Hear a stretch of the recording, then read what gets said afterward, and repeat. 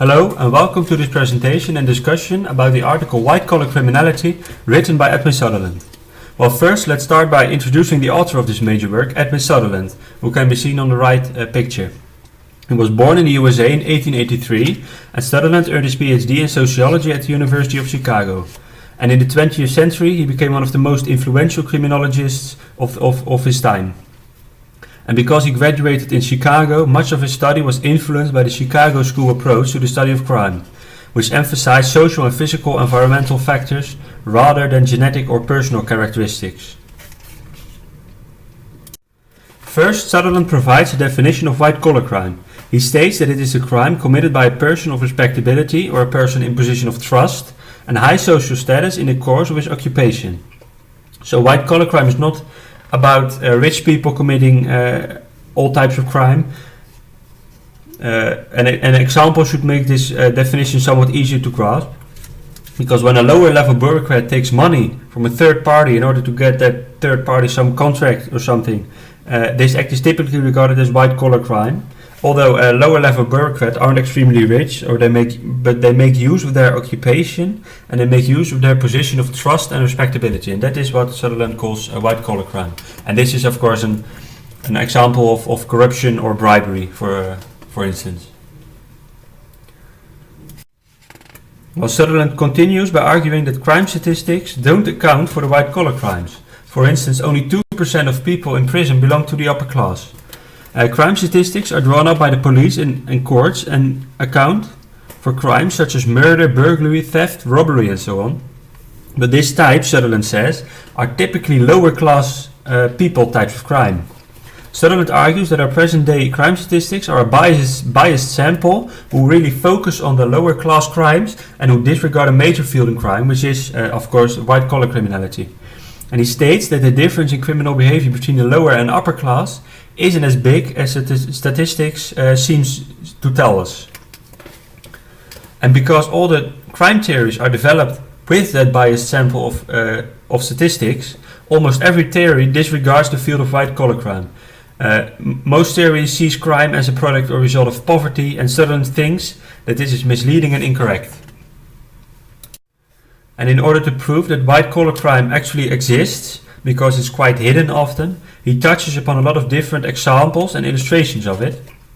For example, he states that 2/3 of New York surgeons participate in fee splitting, where they don't assign the best surgeon to a patient, but the one who provides the highest fee for the person who assigns it.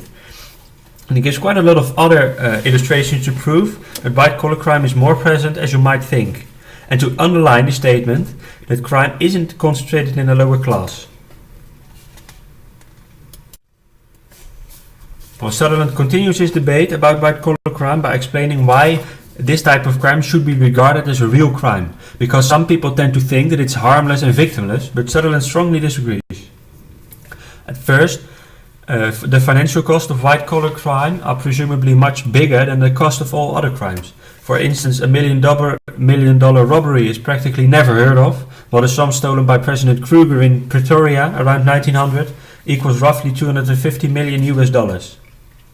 But this financial loss, as big as it may be, is less important than the social damage done by white collar crime, because it violates trust of people and it creates distrust in organization and in the society, and that's much more harmful to the society than all the financial loss. So white collar crime is real crime, and therefore it should be included in the criminal statistics, not only to do right to the lower class, but also to provide a solid base for criminological research. And Sutherland gives 4 kind of changes to the statistics in order to make them more fair. Well, at first, agencies such as administrative boards and commissions and so on should be included in statistics because sometimes they deal with cases that are a violation of the criminal law. Yet they never reach it to the court. And a lot of these cases also include dishonesty, which could have easily been charged as fraud. And therefore a large proportion of these cases who are being handled by commissions or administrative boards should be included in the criminal statistics. Second, reasonable expectations should be enough to consider something criminal. A lot of white collar crimes are handled by civil courts because the injured parties simply want their money back.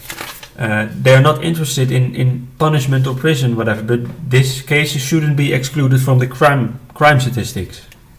Third, courts have class bias, Sutherland says, and white-collar criminals have the power to influence the courts. And when this happens, these cases shouldn't be excluded from the crime statistics. And finally, while popular types of crime such as burglary, kidnapping or murder also punishes the accessories to the crime, this is often neglected in white-collar crime, and prosecution stops with one offender. But accessories to white-collar crime, who are almost always there, should also be prosecuted and convicted. With this new improved statistics, you should be able to develop new theories of crime that can explain every type of crime. And Sutherland introduces in this respect his theory of differential association. And we will look at this theory according to some key principles. The differential association theory at first suggests that criminal behavior, just as all other behavior, is learned in interaction with others in a process of communication. From the moment an individual is born, they are being shaped and conditioned to the norms of society. And criminal behavior is then more likely in individuals who associate and communicate with individuals who already have a criminal mindset and behavior. Another key principle is that this learning process of criminal behavior takes place within primary groups. An individual's behavior is primarily influenced by their family, since that's the group they are the most prone to and they are the most close by. Additionally, an individual behavior is influenced by their peer group and through intimate contacts with other individuals. Also, the learning of criminal behavior involves learning the techniques, motives, drives, rationalizations and attitudes. Surely, just because an individual has a criminal in their group or in their family doesn't make them an instant criminal. However, it does mean that they are at risk of being one. Because criminals are not deviant, they learn to be deviant. And they were taught to rationalize what they once knew to be unacceptable behavior into acceptable behavior.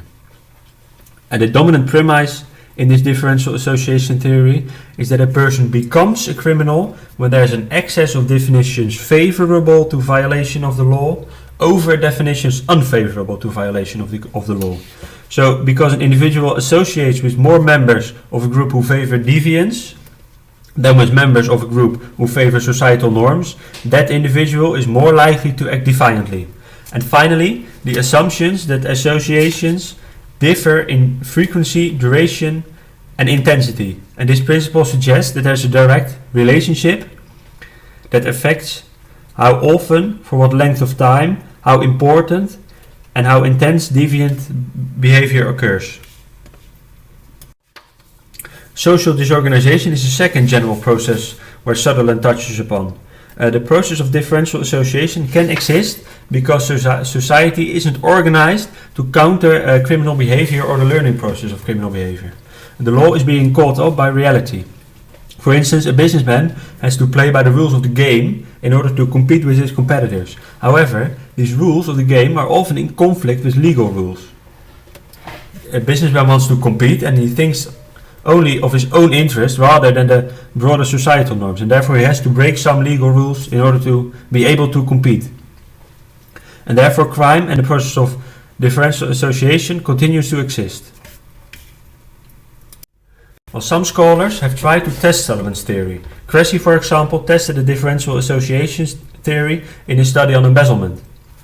He tried to identify the techniques which embezzlers learned and engaged in this criminal act.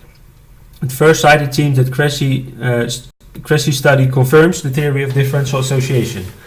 However, Cressy himself thought that the theory was too vague to apply and too vague to empirically test. And as a result, differential association wasn't proved or disproved by Cressy's study on embezzlement. Well, differential association has also been used to explain youth gangs. And the importance of definitions, as expressed by differential association, is very clear when assessing youth gang culture, because a criminal peer is one of the strongest influences on youth delinquency. Yet it is often very difficult to determine whether the delinquency or the delinquent friends are the primary influence. It could be, for example, that young criminals prefer to associate with other young criminals from nature rather than peers being the primary causal factor of learning criminal behavior. Well, now we will look at some theories that take some notion of the differential association theory, or maybe derived or maybe contradict the differential association. And one of the most influential theories derived from differential association is the theory of differential reinforcement. Akers and Burgess in 1966 extended Sutherland's theory. They specified some components of the learning process, and they suggest, for example, that the application of rewarding and punishment to behavior is very dominant in this way. They argue that we repeat behavior that is rewarded and that we cease behavior that's being punished. And that is their key idea. And another theory who actually contradicts the differential association theory is the theory of Sykes and Matza. They believed that the learning theory was too simplistic and too deterministic, and they offered a theory of neutralization and drift in their story. Neutralization theory states that the delinquents try to justify their behavior with techniques like denying responsibility and blaming others. And a third theory developed by Albert Bandura is also influenced by differential association. Bandura demonstrated the powerful nature of learning experiences, particularly with regard to children who are exposed to violent role models. And Bandura had really strong influences from that differential association theory. And the last theory we will touch upon is the theory of Glaser. He extends a differential association by arguing that not all learning processes take place in face-to-face contact. In recent ages, social media and other advances in communication techniques may well have an influence on developing a definition of crime. And even in his time in 1956, this was already the case. Well, finally, we will look at some pros and cons of differential association theory. And the first really big advantage of differential association is that this theory explains or tries to explain all types of crime.